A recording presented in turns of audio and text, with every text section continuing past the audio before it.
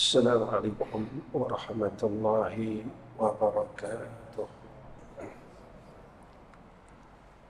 الحمد لله رب العالمين، والعاقبة للمتقين، والهادي إلى صراط مستقيم.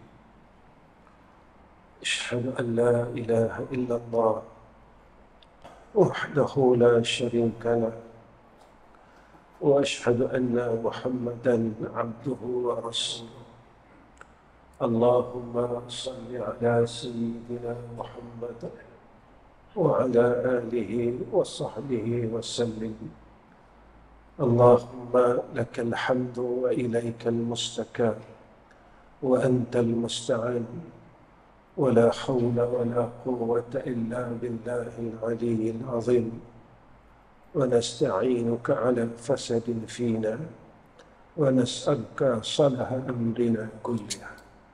أما بعد، وقال نبينا محمد صلى الله عليه وسلم: إذا رأيت الله تعالى يعطي العبد من الدنيا ما يحب وهو مقيم على على معاشه، فإنما ذلك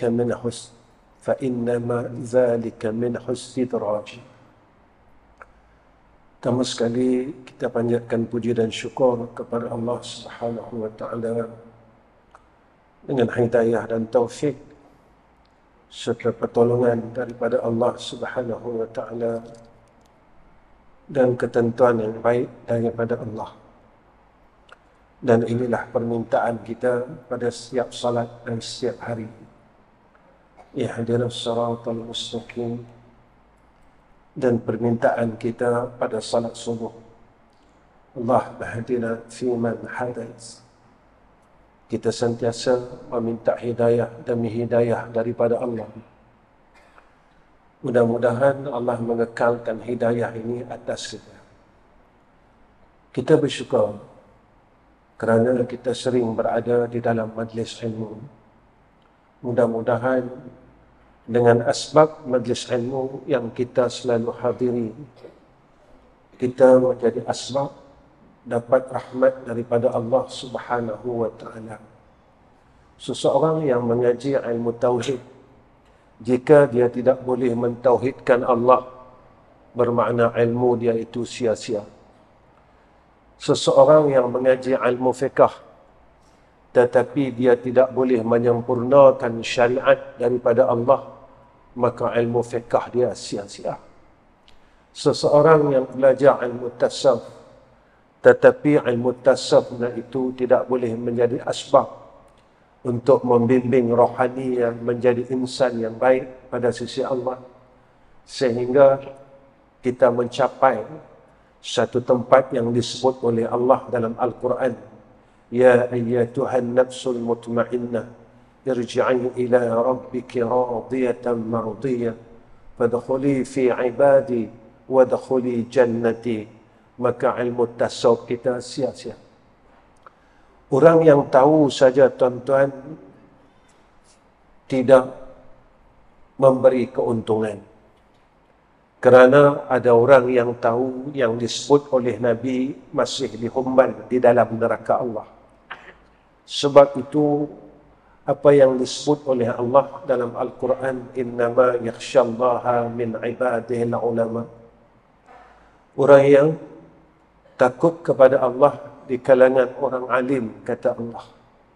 Maka ilmu ini, jika kita ambil dan kita kutip, tetapi tidak sampai kepada maqasid ilmu, natijah daripada ilmu, maka ilmu ini takut menjadi sebab kita besok ditemplak oleh Allah di yaumul akhirah.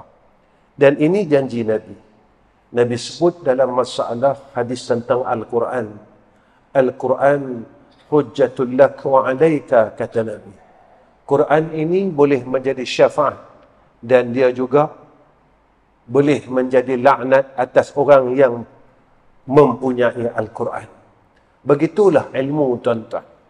Jangan kita bangga dan kita sombong dengan ilmu yang ada pada kita, jika mana kita tidak mencapai satu tempat yang disebut oleh Allah ialah takwa kepada Allah.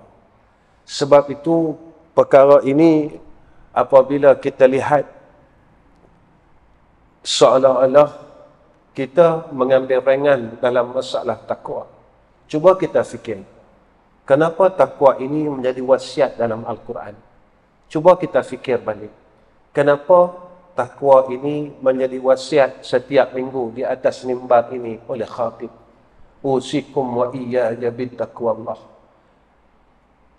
Dan kenapakah Allah nyatakan kepada kita kemuliaan seseorang itu bukan dengan banyak ilmu dia. Seseorang ini mulia dan seseorang ini tinggi bukan sebab ilmu dia banyak. Bukan sebab dia boleh bercakap fasih dengan dalil Al-Quran dan hadis. Bukan dia boleh menceritakan itu dan ini. Tetapi Allah janjikan kepada orang yang mulia ini disebut dalam Al-Quran. Inna akramakum indallahi atqakum. Sesungguhnya kata Allah, orang yang mulia di kalangan kamu pada sisi Allah adalah orang yang bertakwa kepada Allah Subhanahu wa taala. Sebab itu tuan-tuan, apabila setiap kurnia ini ia menjadikan kita bertambah maksiat kepada Allah, harta yang Allah bagi kita bertambah jauh kepada Allah dan menjadikan kita orang yang bermaksiat. Bagaimana harta ini boleh menjadi orang itu bermaksiat? Dulu masa kita miskin, sifat sombong ini tidak ada dalam diri kita. Maka sombong ini maksiat. Dulu masa kita bodoh, ilmu ini boleh jadi maksiat. Sebab Imam Al-Ghazali rahimahullahu ta'ala disebut dalam kitab Bidayatul Hidayah. Ilmu ni yang dikata ilmu yang manfaat, semakin dia belajar, semakin dia takutkan Allah. Bukan semakin dia belajar, dia semakin jadi jahat. Kita, Imam Ghazali sebut di dalam kitab Bidayatul Hidayah, semakin dia belajar, dia semakin mengenal aib diri. Bukan semakin kita belajar, kita kenal aib orang lain. Bukan itu tujuannya. Kalau kita semakin belajar, kita semakin kenal aib orang lain. Bermakna ilmu ini tidak bermanfaat, kata Imam Al-Ghazali rahimahullahu ta'ala. Nabi sebut tuan-tuan dalam hadis, Al-Kayyis, yakni ayyu al-aqil. Orang yang bijak, Nabi kata, orang yang berakal, mandana nafsahu. Dia sentiasa muhasabah diri dia. Dia sentiasa hisab diri dia. Orang berakal, orang yang berakal, orang bijak, orang alim, orang pandai, Nabi kata, bukan dia hisab diri orang. Tetapi Nabi kata, mandana nafsahu, dia hisab diri dia. Bukan dia cari salah orang. Bukan dia tengok aib orang. Sebab orang yang bijak, dia tengok aib dia. Apa kelemahan dia? Apa kekurangan dia? Dia kurang dari segi apa? Rupanya dia tengok diri dia, dia sentiasa hisab diri dia. Rupanya ibadat dia kurang dalam hidup dia. Rupa dia, umur yang Allah bagi dekat dia, satu modal yang Allah tak minta ganti balik pun. Tapi modal yang Allah bagi dan Allah akan tanya besok dekat akhirat. Summa latus'alunna yawma izin 'anil na'im. Jangan jadikan umur ini jadi istidraj. Umur ini kurnia Allah. Jangan jadikan harta yang ada pada kita jadi istidraj. Jangan jadikan ilmu yang ada pada kita jadi istidraj. Macam mana ilmu yang jadi istidraj? Semakin kita mula pandai, semakin kita jadi jahat, tuan-tuan. Kita nak rot orang sana, kita nak rot orang sini. Kita, bila masa kita rot diri kita? Bila masa kita keji diri kita? Sebab Imam Ghazali dia sebut ilmu yang manfaat ini, dia keji diri dia. Dia nampak diri dia. Bukan dia keji orang lain. Tidak, tuan-tuan. Imam Malik dan Imam Asy-Syafi'i rahimahullahu ta'ala berbeza pendapat. Tetapi apabila mereka bertemu, mereka berada di dalam satu persamaan. Ini hebatnya ulama, tuan-tuan. Sebab itu ulama menyatakan sifat bagi orang alim ini dia ada toleransi sentiasa keterbukaan di dalam menerima pendapat orang lain. Apa yang saya nak kongsikan dengan tuan-tuan, kita takut apa yang ada pada kita adalah satu istidraj yang kita tidak sedar. Kita ingat istidraj ini cuma tinggal semayang saja. Kita melihat perkara ini daripada satu perkara yang zahir. Kita tengok zahir kita. Tuan-tuan, umur yang Allah bagi kepada kita, kita guna tak pada tempat kebaikan? Kita dah tinggal, kita makin dekat dengan Allah atau kita makin jauh dengan Allah? Lalu kita kata, Ustaz, saya tak tinggal semayang. Betul? Semayang kita buat, sombong pun kita buat. Semayang kita buat, riak pun kita buat. Tuan-tuan, apa hikmahnya? Allah tak bagi kita tunjukkan amalan pada orang. Satu, tak bagi tunjukkan apa yang kita ada, tunjukkan harta kita, tunjukkan amalan kita, tunjukkan itu dan sebagainya pada orang lain. Kalau daripada sudut harta, Islam ni dia suruh jaga hati fuqara. Dia suruh jaga hati orang miskin. Lah ni orang tak mau, tuan-tuan. Orang pandang kepada zahirnya, tetapi daripada sudut batinnya, kita telah banyak menyakiti hati orang Islam. Kita menyakiti hati fuqara. Tuan-tuan, Rasulullah suruh kita jaga hati semua orang. Hadis yang pertama berlakunya hijrah Rasulullah sampai ke Madinatul Munawwarah, Nabi kata apa? Nabi kata sebarkan salam. Kedua, Nabi kata apa? Hubungkan silaturahim. Ketiga, Nabi kata apa? Bagi makan. Yang keempat, Nabi kata apa? Semayang malam. Dalam 4 perintah ni, tuan-tuan, cuba kita tengok. Dalam 4 perintah ini, kalau kita tengok, tuan-tuan, Masya Allah. 3 perintah hablum minan nas dan 1 perintah hablum minallah. 3 perintah ini bersangkut paut dengan hablum minan nas. Dan 1 saja perintah hablum minallah. Sebab itu, tuan-tuan, kita dalam masalah hablum minallah, kita tak gagal. Kita tak gagal puasa sunat Zulhijjah, puasa Arafah. Kita berjaya, tuan-tuan. Kita nak ampun dosa setahun. Tapi kita tak berjaya jaga lidah kita yang menghapuskan keampunan dosa setahun. Kita tak berjaya, tuan-tuan. Sampai Nabi kata, hadis dalam kitab Penawar bagi hati. Saya yakin tuan-tuan mengaji kitab tu. Dalam itu ada hadis yang Nabi kata, siapa yang boleh jaga lidahnya, Nabi kata apa? Aku jamin dia untuk masuk syurga. Lidah ini satu perkara yang paling susah untuk kita jaga. Sampai ada riwayat yang lain, Nabi kata apa? Kalaulah Nabi pesan kepada Sayyidina Muaz nak masuk syurga, kata Rasulullah, aku tunjukkan jalan dia. Apa dia? Kata Nabi, jaga lidah. Jaga lidah ni, kan. Kita, saya khususnya, gagal kita jaga lidah ni. Kita berzikir. Dalam berzikir itulah kita kata dekat orang lain. Dalam berzikir itulah kita umpat orang lain. Dalam zikir itulah kita buka aib orang lain. Dalam zikir itulah kita tinggikan suara kita sehingga menyakiti akan hati orang lain.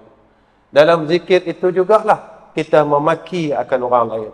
Dalam zikir itu jugalah kita berkata akan perkara yang buruk sangka kepada orang lain. Tuan-tuan, sebab itu ulama dia sebut. Ulama jelaskan kepada kita supaya kita ini boleh melihat. Kita takut-takut apa yang ada pada kita ini menjadi istidraj. Pertama, apa kata Ibn Qayyim, tuan-tuan? Yang pertamanya, iaitu mereka yang sibuk dengan nikmat, tetapi mereka tidak sibuk mensyukuri akan nikmat. Kita sibuk cari nikmat Allah. Betul, tuan-tuan? Kita sibuk minta sihat. Tapi dengan sihat ni kita buat apa? Hari ini kita baca Quran. Hari ini kita tasbih. Hari ini kita zikir. Hari ini kita selawat. Walaupun Allah ingat kat kita tiap-tiap minggu. Innama yu'minu bi ayatina alladhina idza dhukkiru biha sujjada wa sabbahu bihamdi rabbihim. Kita sujud tak dengan Allah? Taat tak seluruh perintah dia? Allah kata orang mukmin. Ini sifat orang mukmin, tuan-tuan. Yang kita buat ni, sifat kita selaras tak dengan apa yang Allah kata? Allah ingat kat kita tiap-tiap minggu. Selaras atau tidak? Ataupun kita khilaf dengan apa yang Allah kata? Allah kata dalam Quran, innama yu'minu bi ayatina alladhi. Bahawasanya, ni ciri orang beriman. Apabila dia diberikan peringatan, dia dengar ayat Allah, peringatan daripada Allah, maka buat apa? Kharru sujada. Mereka segera taat kepada Allah. Mereka bertasbih, mereka bertahmid kepada Allah. Tuan-tuan, kita baca Quran. Kita baca Quran, kalau kita baca dengan mulut, tuan-tuan, kita hanya boleh khatam Al-Quran. Kita hanya boleh khatam Al-Quran. Kita boleh pahala, tuan-tuan. Tapi kalau kita baca Quran dengan hati kita, tatkala itu Al-Quran menjadi penghubung antara kita dan yang mempunyai kalamnya. Tapi kalau kita baca Al-Quran dengan mulut saja, tiap-tiap hari kita baca surah Al-Mulk, kita nak boleh habis saja Al-Mulk. Lalu kita kata, kita pegang pada hadis Nabi sallallahu alaihi wasallam, siapa yang membaca surah Al-Mulk ini terpelihara daripada fitnah Dajjal. Dia yang tu kita dengar kan? Lalu kita tak mau menghadapi selamat daripada fitnah Dajjal, kita baca Al-Mulk, tuan-tuan. Tapi kita baca tak dengan hati kita, apa isi surah Al-Mulk itu? Sebab itu, apabila kita lihat orang yang selamat daripada fitnah Dajjal ini adalah orang yang beriman. Orang yang tak tamak dengan dunia. Orang yang tak cinta dunia. Orang yang tak peluk dunia. Kerana apa, tuan-tuan? Saat Dajjal mai besok, Dajjal ini dia suar kat kita, dia pelawar kat kita, dia semawa kat kita masalah dunia. Macam mana kita ni yang masih hubud dunia, yang cinta dunia, yang tamak dengan dunia, masih bergaduh dengan adik-beradik pasal dunia, kita boleh selamat ke, tuan-tuan? Tuan-tuan, orang Yahudi baca Quran dah. Orang Nasrani baca Quran, tuan-tuan. Abdullah bin Ubay baca Quran. Saya nak bagi ingat yang tu. Tetapi Abdullah bin Ubay, dia tak beriman dengan Quran. Dia tak percaya Quran. Dia baca mulut saja. Sebab itu Nabi pesan dekat kita, besok pada zaman itu yang selamat hanya orang mukmin. Kenapa? Kerana orang mukmin dia tidak lapar, kerana dia telah dikenyangkan oleh Allah dengan tasbih dan tahmid dan takbir. Ini yang Allah didik kita. Innama yu'minu bi ayatina alladhina idza zukkiru biha kharru sujjada wa sabbahu bihamdi rabbihim. Siapa yang boleh buat semua benda ni? Allah pesan dekat kita, wahum la yastakbirun. Golongan ini golongan yang tak sombong dengan Allah. Dia harap sangat pertolongan Allah. Dia bukan pegang dengan semayang dia saja, puasa dia saja, tetapi dia harap rahmat daripada Allah Subhanahu wa taala. Dia tamak dengan rahmat daripada Allah kerana dia tahu dah yang dia itu tidak ada daya dan upaya melainkan dengan pertolongan daripada Allah. Ini Allah jelaskan pada ayat yang seterusnya. Tatajafa junubuhum 'anil madaji'i yad'una rabbahum khaufan wa tama'a wa mimma razaqnahum yunfikun. Apa mereka buat? Mereka sentiasa bermunajat kepada Allah Subhanahu wa taala dalam keadaan mereka takut. Mereka berada pada jalan kesesatan. Mereka takut, hati mereka terpesong. Mereka takut dengan ketentuan yang tidak baik daripada Allah. Ya Kak Ustaz, ya. Nabi pesan dekat kita, pada tiap-tiap tahiyat yang akhir, Nabi suruh kita baca, Ya muqallibal qulub, Allahu sabbit qalbi ala dinika wa ala ta'atika. Wahai yang membolak-balikkan, yang memiliki hati kita, yang memegang hati kita, maksudnya yang pegang diri kita. Tuan-tuan, kita hidup saat ni bukan sebab kita mau hidup, sebab Allah mau kita hidup. Kita jangan lupa, ketika Allah mau kita mati, tak ada siapa yang boleh menghalangnya. Tak ada siapa.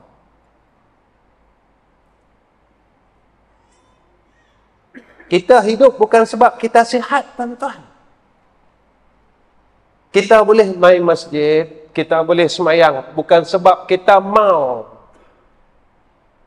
tetapi adalah ketentuan daripada Allah yang baik atas kita. Tuan-tuan, zaman muda dulu kita tinggal semayang, kita salahkan zaman jahiliah.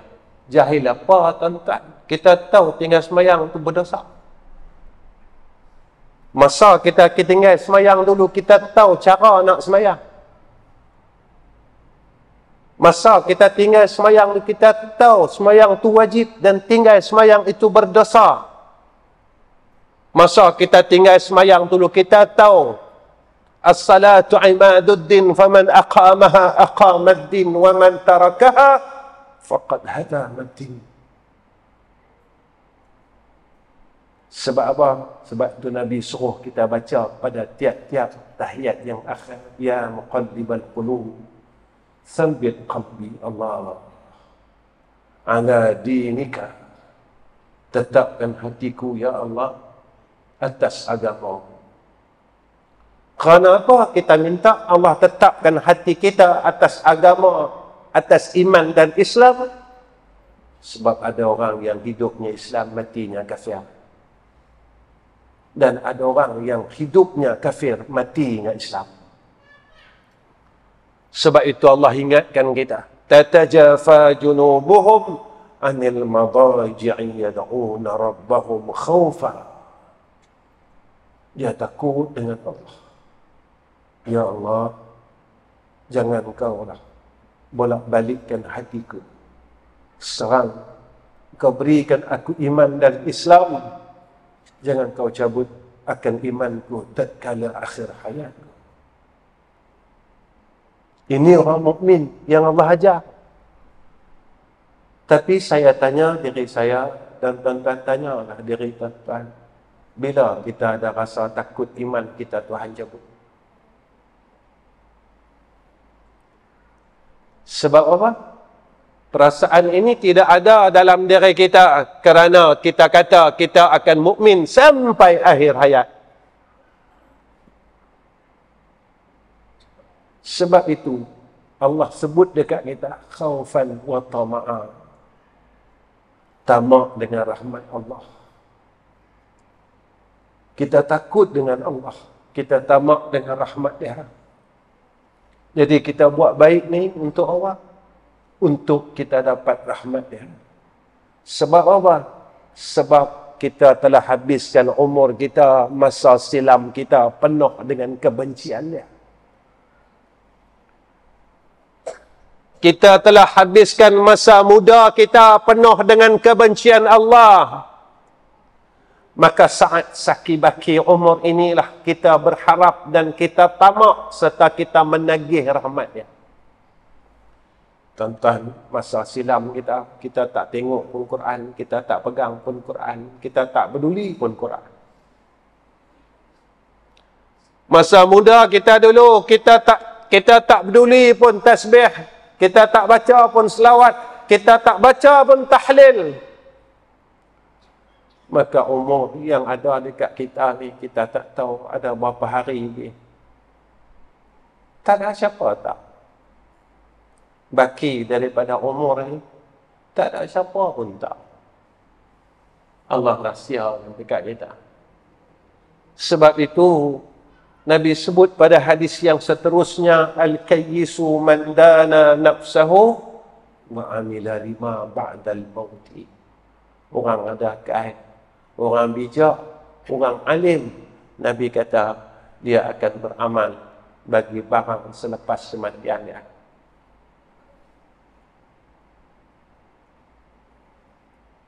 Ini orang bijak. Satu hari, tuan-tuan, ada satu ulama ditanya,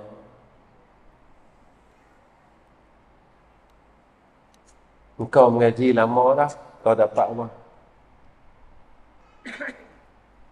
Kau mengaji lama dah, kau dapat apa? Lepas hatam satu kitab, lepas hatam satu kitab, kau boleh apa? Guru dia tanya dekat dia,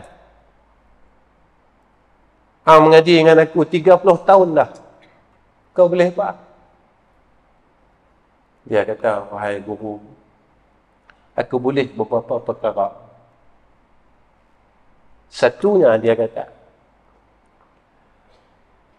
aku tengok orang di sekelilingku, dia cinta, dia sayang, macam-macam apa.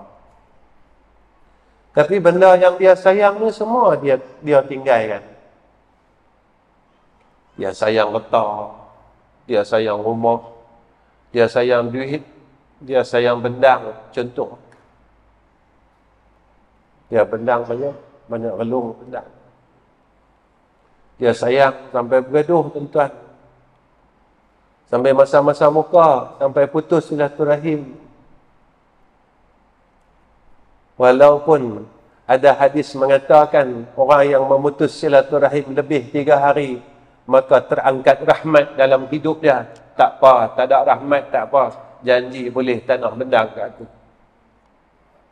Kita putus silaturahim 10 tahun, 15 tahun, 20 tahun, bermakna kita menentang Allah dan kita jual rahmat Allah dengan tanah bendang kita. Kita sanggup, tuan-tuan. Biar aku tak dapat rahmat, tak apa. Janji aku dapat tanah dalam dunia.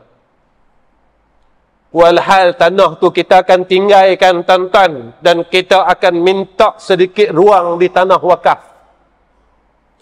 Tanah yang kita berkelahi itu kita akan tinggalkan. 1 inci pun kita tak bawa balik.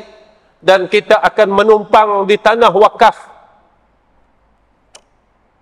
Maka kata apa? Apa kata ulama ni? Dia kata, bila aku tengok semua orang sayang itu sayang. Maka ketika itu aku tengok apa yang dia sayang semua dia tinggalkan.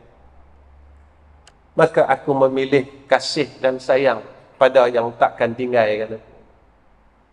Guru dia tanya apa dia, wahai murid tu? Dia kata amal salah.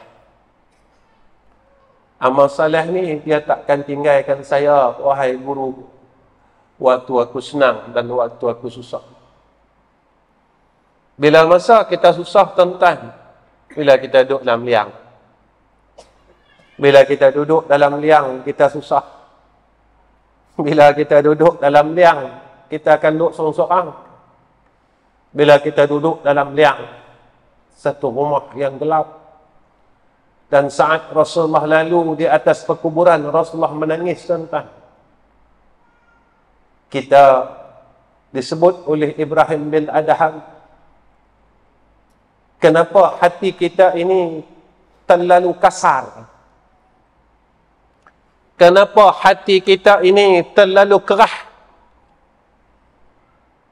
Kenapa hati kita ini tidak boleh menerima Al-Quran dan hadis?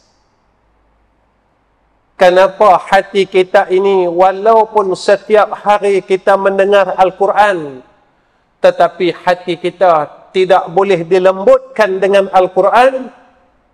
Kata Ibrahim Adham, kita melihat kematian, tetapi kita tidak mengambil pengajaran dari kematian.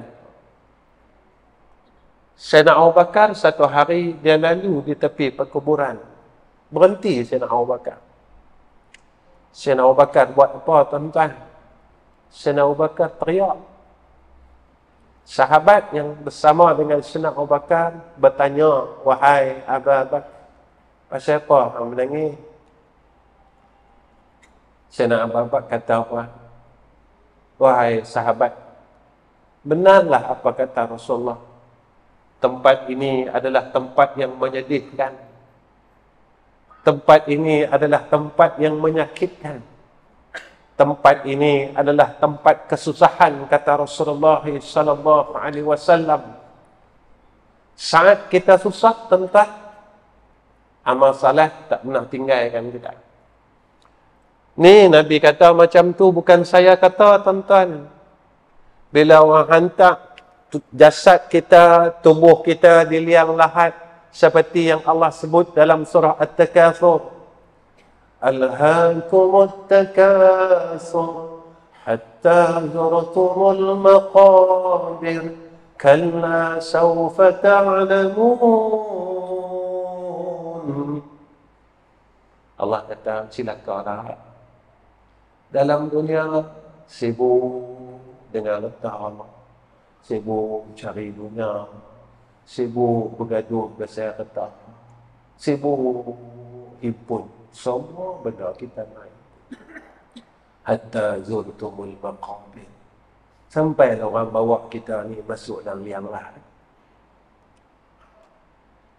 Tuan-tuan, apa yang Allah bagi kat kita, gunalah bagi elok. Allah bagi umur, guna bagi elok.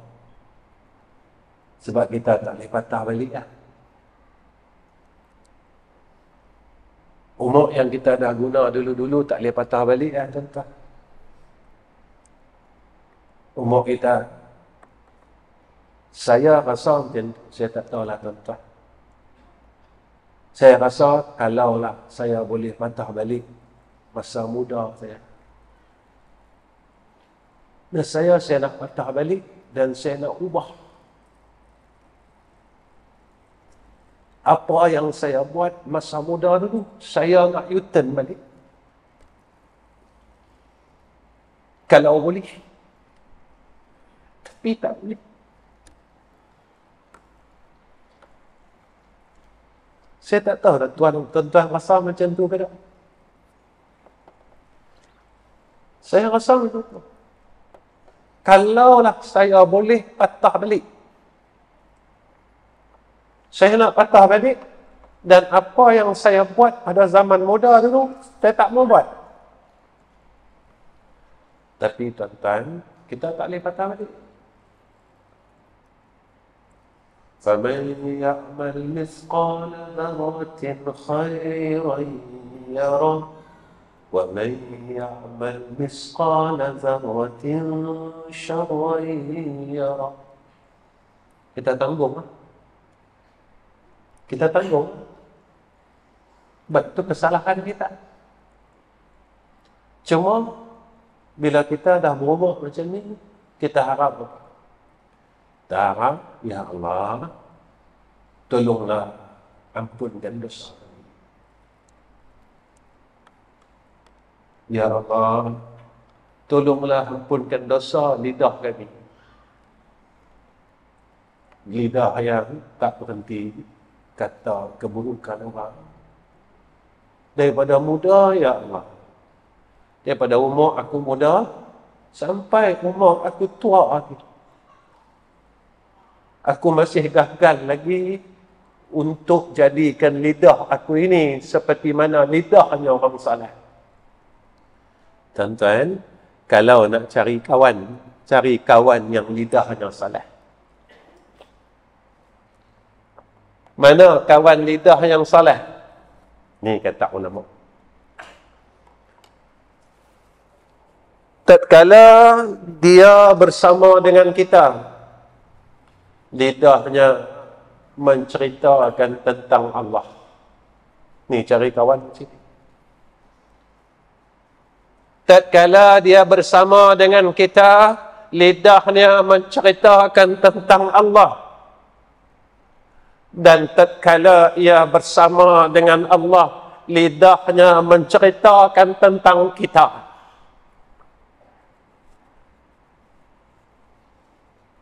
Masa dia duduk dengan kita, dia cerita dengan kita tentang Allah. Allah, ingat Allah, jangan lawan Allah. Kita dah tua. Cukuplah, jangan buat maksiat. Allah marah. Cukuplah, jangan kata ke orang, Allah marah. Cukuplah, jom kita jadi orang baik. Tatkala ia bersama dengan Allah,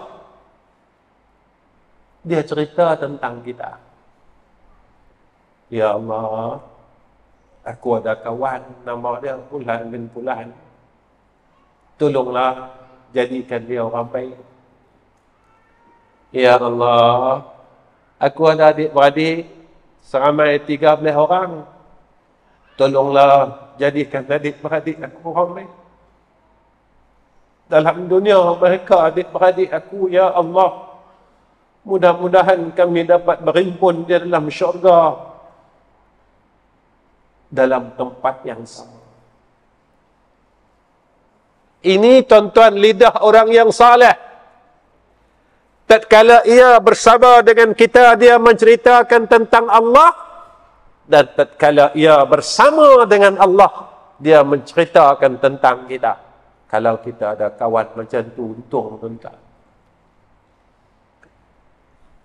Apa kata Ibn Qayyim? Tentang dekat pukul 9 ni. Kita takut kita berada dalam istidraj, kita gairah cari ilmu, tapi ilmu yang ada pada kita tidak menjadi manfaat dan menjadikan kita takut kepada Allah. Kita himpun saja. Kita himpun, tapi tak boleh jadi apa kat kita. Tuan-tuan, sebab itu Imam Syafi'i dia sebut macam ni.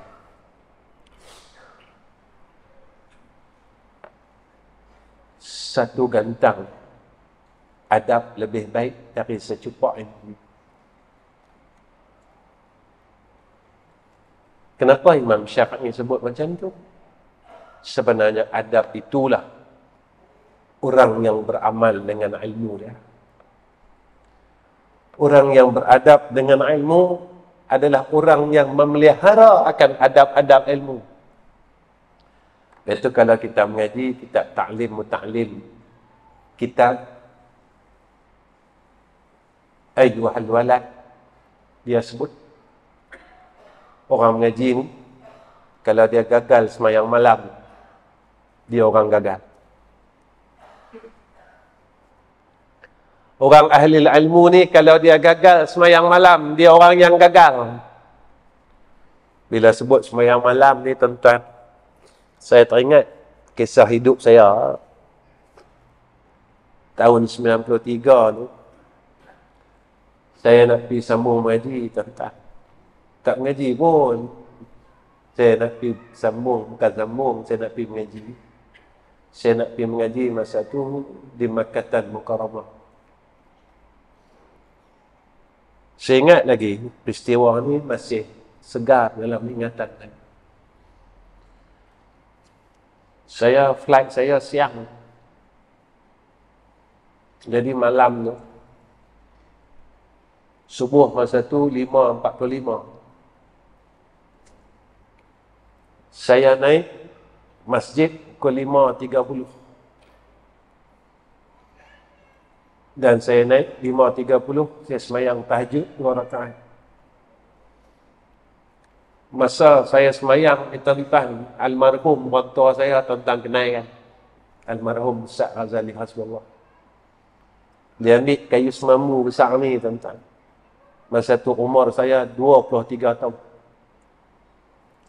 Dia tibai atas kepala ni, ngam-ngam tengah-tengah. Saya masa tu rakaat kedua. Dia bagi tentang pam. Kemudian dia kata apa kat saya?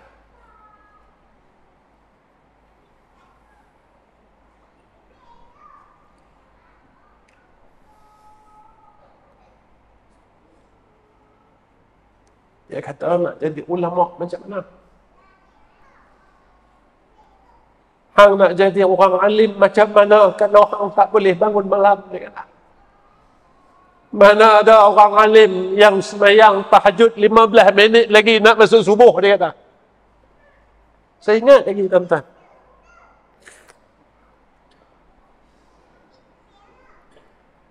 Masa dia tibai kepala saya tu 5.35, langsung dia kata, tak ada orang alim yang tak bangun malam, dia kata. Tapi dia kata, Allah akan bagi ilmu kat semua. Tetapi Allah tidak akan bagi hakikat orang alim dan kemuliaan orang alim pada orang yang meninggalkan bangun malam, kata dia. Betul, tuan-tuan. Kita ada ilmu. Kita belajar ilmu tauhid, tapi kita tak boleh mentauhidkan Allah sampailah kita ragu dengan Allah. Sampailah kita tak percaya dengan Allah. Sampailah kita buruk sangka dengan Allah. Kita tak boleh nak tawakal, kita tak boleh nak redha, kita tak boleh nak sayang Allah Ta'ala yang terlalu sayang kepada kita. Kita nak sayang Allah, tentu kita tahu, mengenal akan sifatnya, af'alnya. Yang ni kita mengajar ilmu tauhid. Tetapi kita sekadar tahu sifat 20 daripada wujud sampai mutakalliman. Tetapi tahu kita sifat 20 tidak memberi kesan di dalam akidah kita.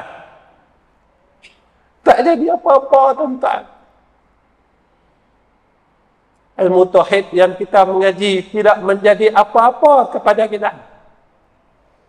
Kita tak boleh nak sayang Allah, kita masih sayang dunia lagi. Tuan-tuan, Allah ni maha cemburu, tuan-tuan. Allah ini maha cemburu.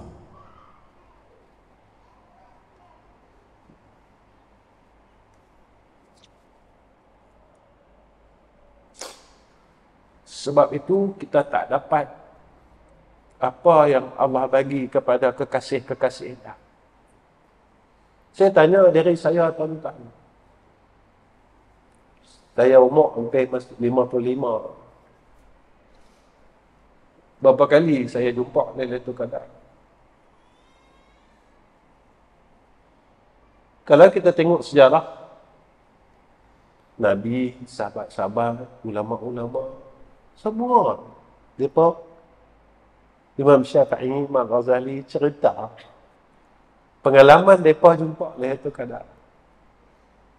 Sebab apa? Sebab mereka adalah kekasih Allah. Kenapa kita tak dapat? Saya nak masuk 55. Berapa kali saya jumpa Lailatul Qadar? Saya tanya diri saya, kenapa Allah tak bagi saya? Kita akan datang satu persoalan dalam hidup kita. Allah bagi kita duit, Allah bagi kita isteri, Allah bagi kita anak, Allah bagi kita tanah, Allah bagi kita rumah, Allah bagi kita getah, Allah bagi macam-macam kat kita. Tapi benda yang Allah bagi kepada kekasih-kekasihnya, kita tak pernah dapat pun. Antaranya Lailatul Qadar. Antaranya mimpi jumpa Nabi. Kita usaha tuan-tuan pergi Madinah. Tapi Nabi tak mau jenguk kita, jumpa kita. Kita pergi dah umrah tuan-tuan, 10 kali kita pergi. Kita duduk depan makam Nabi, kita usaha pujuk tuan-tuan. Kita nak jumpa sangat dengan Nabi SAW. Tuan-tuan, ulama yang salihin, mereka menceritakan tentang peristiwa mereka menemui dan melihat wajah Rasulullah SAW. Saya tanya dari saya dan tuan-tuan tanyalah dari tuan-tuan, berapa kalikah dalam hidup kita Rasulullah datang menemui kita dan kita dapat melihat akan wajah kekasih Nabi kita Muhammad sallallahu alaihi wasallam? Jika jawapannya tidak pernah, kita kena tanya, apa salah aku dengan Nabi sallallahu alaihi wasallam? Apa salah aku kepada engkau ya Rasulullah sehingga engkau tidak mahu melihat akan umatmu ini? Imam Syafi'i cerita dia pernah jumpa Imam Ghazali. Semua ulama-ulama ini menceritakan kepada kita. Tuan-tuan, ni bukan masanya kita nak sibuk pada perkara yang kita pernah sibuk dalam hidup kita. Ketiga, kita takut apa yang Allah berikan kepada kita berupa istidraj. Kita melakukan dosa tetapi kita menangguhkan taubat. Saya tak ada dosa, Ustaz. Sombong tu dosa. Rasa baik tu dosa.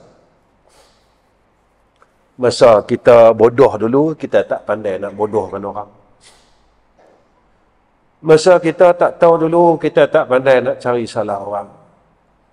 Sebab kita rasa kita pandai. Padahal Imam Ghazali sebut, mengaji ini bukan cari aib orang. Mengaji ini cari aib sendiri. Kalau tuan-tuan tak percaya, cakap saya, buka kitab Imam Ghazali. Bab ilmu manfaat. Ilmu manfaat itu apa? Semakin dia mengaji, semakin dia kenal aib diri dia. Keempat, kawan dengan orang saleh tapi tak boleh jadi saleh. Duduk tempat baik tapi tak boleh jadi baik.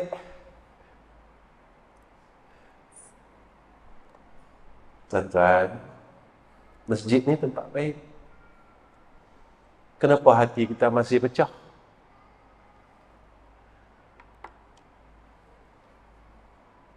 Tuan-tuan, kawan-kawan kita semua orang baik-baik. Kenapa kita tak boleh jadi baik? Masjid ni tempat baik. Rumah Allah. Allah janjikan siapa yang masuk dalam rumah Allah, dia akan dapat aminah, ketenangan. Siapa kita? Masa-masa muka sama-sama kita. Buruk-buruk sangka sama-sama kita. Berkelahi lagi dalam satu masjid. Masjid salahkah? Kita salah. Tapi kita tak pernah kata kita salah. Tuan-tuan, kita takut benda hak kita buat lah ni sama macam iblis buat dulu.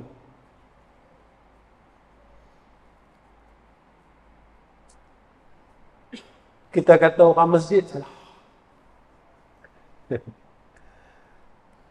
Kita kata kawan tu salah. Rupanya benda yang kita buat selama ni iblis buatlah. Itu yang saya kata, jangan baca Quran dengan mulut. Bacalah Quran dengan hati. Kan iblis bila dia tahu Allah jadikan Nabi Adam, dia kata, wah, aku lebih baik daripada dia. Wa ana khairum minhu. Itu yang Allah suruh sujud. Dia tak mau. Aba wastakbara wa kana minal kafirin. Yang terakhir, jangan sampai perkara ini ada dalam diri kita. Dunia kat belakang, tapi dia ikut. Akhirat dekat depan, dia belakangkan akhirat. Tuan-tuan, dalam hidup ni kita dulukan akhirat atau kita dulukan dunia? Kalau kita dulukan dunia, rugilah. Dunia ni tak salah. Jadikan dunia ni kita boleh masuk syurga. Reta tak salah. Jadikan reta ni kita boleh masuk syurga. Ilmu tak salah. Jadikan ilmu ni boleh buat kita masuk syurga. Sihat tak salah. Jadikan sihat ni boleh buat kita masuk syurga. Ada kawan-kawan tak salah. Jadikan kawan-kawan kita ni jadi sebab kita boleh masuk syurga. Jangan segala asbab yang ada pada kita ini menjadikan asbab kita ini masuk neraka Allah. Tuan-tuan, orang mukmin ni orang hebat. Orang mukmin adalah orang yang hebat. Kerana sifat ketaatannya kepada Allah ini tidak ada nilai. Kematian orang mukmin ni, tuan-tuan. Habis saya cerita yang ni, saya nak tutup, tuan-tuan. Malam masjid, tuan-tuan, adalah masjid yang terakhir program saya di belah Penang. Daripada awal bulan ni dah nak raya dah. Sebulan ni saya dan duduk rumah 3 hari ya. Dan duduk rumah 3 hari ya, tuan-tuan. Balik daripada Sabah, turun kapal terbang, tidur semalam, pagi-pagi cabut dah. Tak dan hangat tilam. Balik daripada Terengganu, tak dan duduk sehari lah. Duduk sehari lah. Mai pula sini, dah nak raya. Cakap dengan rumah kita. Saya cakap dengan rumah saya, kita ada rumah pun tak macam ada rumah. Dia apa kan? Dengan rumah. Tadi adik saya Malaysia, saya tuan-tuan, adik lelaki. Dia tanya kat saya, abang bila balik? Saya ni kalah dengan 3 orang dalam ini. Yang ni saya kalah. Pertama, isteri saya. Kedua, anak cucu saya. 3 adik-beradik saya. Saya kalah. Adik saya mesin saya. Abang bila nak balik? Saya tanya pasal. Tak tahu dia kata. Dia rasa rindu pula kali ni. Rindu pula dia dengan saya. Dia kata, lama tak nampak muka abang. Baik, tuan-tuan. Orang mukmin ni, tuan-tuan, bila dia mati, kata ulama, bumi ni menangis. Dan langit pun menangis. Saya nak tutup dengan perkara ni. Kita jadilah kematian kita ditangisi oleh langit dan bumi. Macam mana, tuan-tuan, bumi menangis, kata ulama? Bila orang mukmin ni mati, bumi ni akan menangis, iaitu tempat ia berbuat taat dan sujud kepada Allah akan menangis. Dia kata, tak ada dah orang yang zikir kat sini.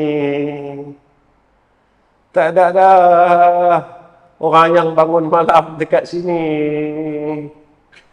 Dia menangis dan terus menangis, tuan-tuan. Tuan-tuan ingat tak mimbar Rasulullah sallallahu alaihi wasallam yang menangis dan didengari oleh Rasulullah sallallahu alaihi wasallam. Setelah Rasulullah menjanjikan kepada mimbarnya yang lama, barulah mimbar itu berhenti daripada menangis. Tuan-tuan, tempat-tempat kita berbuat ibadat ini akan menangis. Mereka akan menangis kerana hilang orang mukmin yang taat kepada Allah.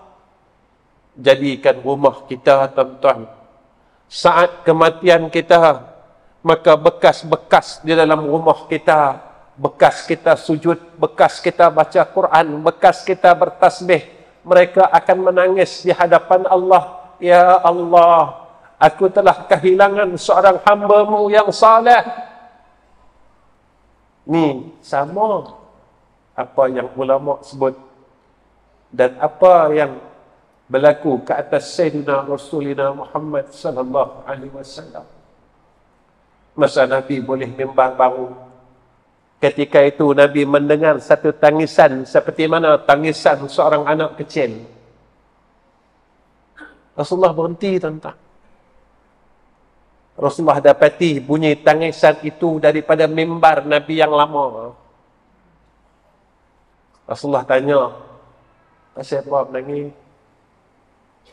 "Ya Rasulullah, engkau dapat mimbar yang baru, tentu engkau tinggalkan aku." Tuan-tuan, kalau batang korma pun menangis kerana takut ditinggalkan oleh Nabi Muhammad sallallahu alaihi wasallam, takkan kita yang ada hati, ada akal, ada ilmu ni tak pernah rasa takut kalau Nabi tinggalkan kita? Dia terus nangis, tuan-tuan, dia terus teriak. Nabi kata, "Berhentilah." Dia kata, "Aku tidak akan berhenti menangis, ya Rasulullah, sehinggalah kau berjanji untuk tidak tinggalkan aku." Rasulullah janji dengan mimbar, "Kau akan bersama-sama dengan aku di dalam syurga." Baru dia berhenti. Kemudian kata ulama, langit akan menangis, yang mana setiap hari amalan orang mukmin yang salah ini diangkat oleh malaikat. Mereka telah kehilangan akan waktu itu. Mana amalan orang ini? Mana amalan orang saleh ini? Kami dah tak tengok dah. Kami dah tak nampak dah. Maka malaikat kata, dia telah menemui Rabbul Azza. Sebenarnya, tuan-tuan, orang mukmin ni dia memang mencintai mati dan menunggu mati saat kematian. Antara sifat orang mukmin, dia sentiasa menunggu kematian. Dia sentiasa menanti bila aku nak jumpa dengan Allah, bila aku nak menemui Rabbul Azza.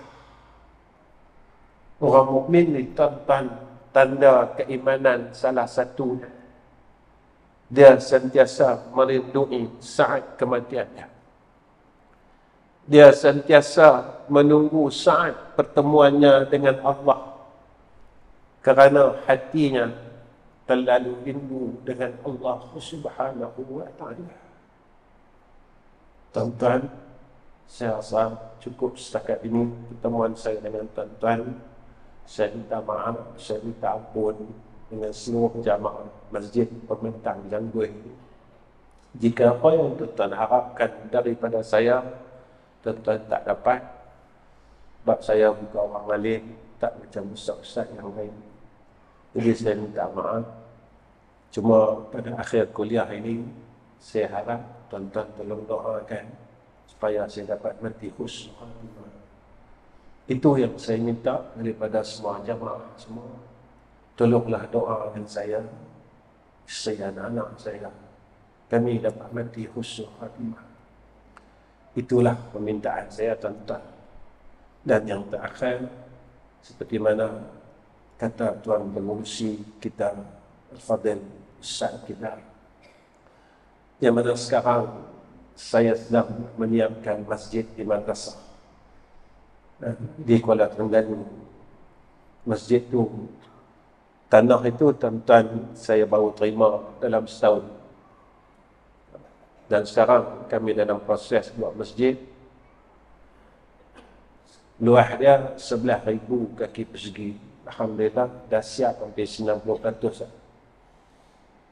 Saya peringkat awalnya saya tak terima wakaf itu sebab saya dah ada 2 solah di Selangor. Dan saya tak tahu apa ketentuan Allah. Hamba yang mewakafkan tu minta sangat saya terima. Padahal tuan-tuan, saya ditawarkan tanah ini satu Malaysia. Sebelah Aluk Stang, tuan-tuan, orang bagi kat saya 5 ekar, saya tolak. Sebelah Kuala Lupis, orang bagi kat saya 12 ekar, saya tolak. Boleh kata setiap negeri orang bagi kat saya tanah, itu saya tak mau. Dan saya tak tahu apa takdir Allah. Di Terengganu ni saya terima keluasan 4 ekar. Dan Alhamdulillah kita telah mula buat masjid itu. Luasnya 11,000 kaki persegi dan hampir siap dan 90% prosesnya. Sekarang ni kami sedang cari dana. Saya sebenarnya jarang saya nak buat kutipan. Tapi kawan-kawan dan sahabat yang menguruskan madrasah di Kuala Terengganu kata Ustaz, saya tahu wang Ustaz sejak akhir ni. Tapi kami haraplah Ustaz tolonglah buat juga. Saya kata tak apa. Antara yang kami perlukan iaitu pembelian tile sejumlah RM24,000 dan wiring ruang salat sejumlah RM25,000 dan shilling, kami gunakan shilling material poli sejumlah RM45,000. Dan saya tak tahu siapakah orang yang Allah pilih untuk menyiapkan masjid itu. Dan saya sendiri pun tak tahu. Cuma setiap malam saya angkat tangan dengan Allah. Ya Allah, kerja ni berat. Kerja ni bukan satu kerja yang senang. Tolonglah. Tolonglah. Tolonglah. Setiap malam itu yang saya panjatkan doa kepada Allah. Karena saya buat solat tentang tahu, saya bukan buat macam orang lain. Orang kaya ke, anak orang miskin, saya tak pernah ambil yuran untuk mereka setiap bulan. Bukannya percuma, tak. Cuma saya tak ambil, saya tak minta, saya tak tetap apa-apa. Bukan percuma. Tapi saya tak pernah minta. Makan, minum, biaya. Orang tanya saya, pasal apa Ustaz tak macam ni? Ustaz bukan orang kaya. Saya kata, sebab saya nak masuk syurga. Saya hidup bukan lama pun, tuan-tuan. Kenapa saya tadi cakap saya hidup bukan lama? Tak tahulah. Cuma hati nurani saya mengatakan saat kematian saya rasa macam hampir. Saya rasa macam tu. Ini naluri saya tuan-tuan, tak tahulah rahsia Allah. Rahsia Tuhan saya tak tahu. Tapi saya merasakan bahawanya saat kematian saya ini macam terlalu hampir untuk saya bertemu dengan Allah. Dan memang saya sentiasa menunggu saat itu untuk saya menemui Allah Rabbul Azza, untuk saya dapat melihatkan wajah baginda Rasulullah sallallahu alaihi wasallam. Jika itulah jalannya untuk kita dapat menatap wajah Sayyidina Rasul, untuk kita dapat bertemu dengan Rabbul Azza, maka saya redha jika Allah ambil nyawa saya tatkala saya sedang mengingati Allah Subhanahu wa taala. Wa akhirul kalam, assalamualaikum warahmatullahi wabarakatuh. Bismillahirrahmanirrahim. Alhamdulillahi rabbil alamin. Wassalatu wassalamu ala asyrafil anbiya wal mursalin wa ala alihi wa sahbihi ajma'in. Ya Allah, Ya Allah, Ya Allah, kami hamba-Mu yang terlalu lemah, Ya Allah. Kami hamba-Mu yang terlalu dhaif, Ya Arhamar Rahimin. Kami lemah untuk kami berbuat kebaikan dan ketaatan kepada Engkau. Maka tolonglah kami agar kami menjadi hamba yang taat dengan setiap perintah-Mu, Ya Zal Jalali wal Ikram. Ya Allah, kami hamba-Mu yang lemah untuk kami meninggalkan kejahatan demi kejahatan, Ya Allah. Sehingga saat ini kami tidak mampu meninggalkan kejahatan lisan kami, Ya Allah. Tidak, kami masih lagi melakukan kemaksiatan dan dosa dengan jalan lisan kami. Tolonglah kami, Ya Allah. Jagalah lidah kami hingga kami dapat menjadi lidah orang yang saleh.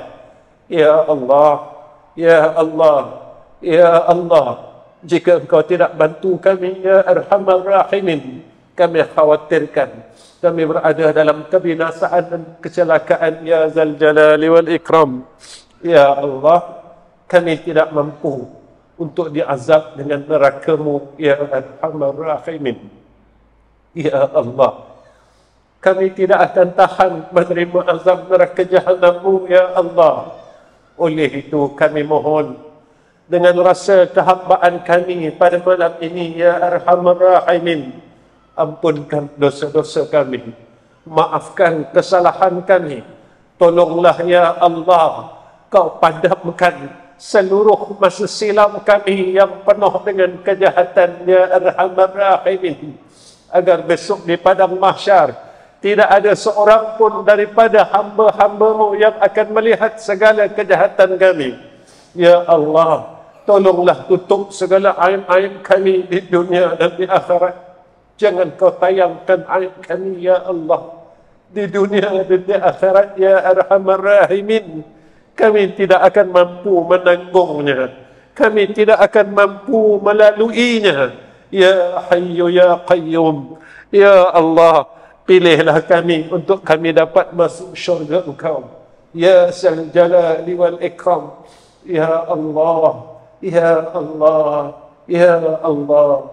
Wa sallallahu ala Sayyidina Muhammad wa ala alihi wa sahbihi wa baraka wa sallam. Walhamdulillahi Rabbil Alamin.